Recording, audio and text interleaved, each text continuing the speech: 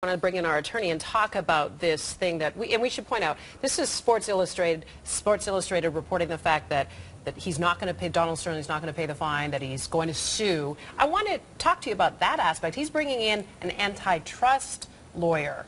What is the purpose in that? What can be gained, and does he have a case? Belcher, a lawyer who's represented him before when he moved the Clippers from San Diego to Los Angeles. Yes. Right. So it's interesting.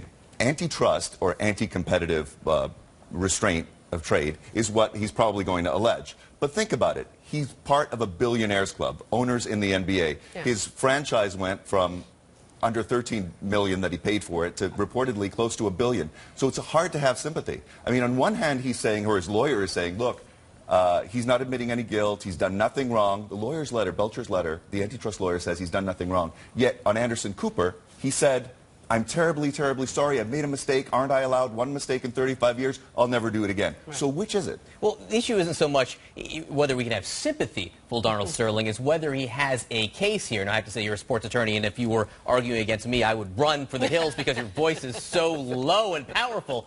But does he have a case here? Especially considering, I got to say, if Donald Sterling comes back next season, those players aren't playing for him. Yeah, there is a need for speed here in terms of resolution. The NBA wants this resolved as soon as possible. Maybe there's a negotiated settlement. But at the end of the day, it's going to be difficult to see how an antitrust claim can be sustained under the circumstances. He signed the franchise agreements. He signed the venture agreements when he entered the league. He agreed now for 35 years to be bound by their rules. All of a sudden, they rule against him. He's refusing to pay a $2.5 million fine, and he's refusing to go quietly. But I got to tell you, that's the thing. You make a very good point. He is setting up for a fight, so we'll have to see how this plays out. Stephanie Elam, thank you so much. You're going to definitely keep an eye on this story for us there in L.A. Dominic, thanks so much.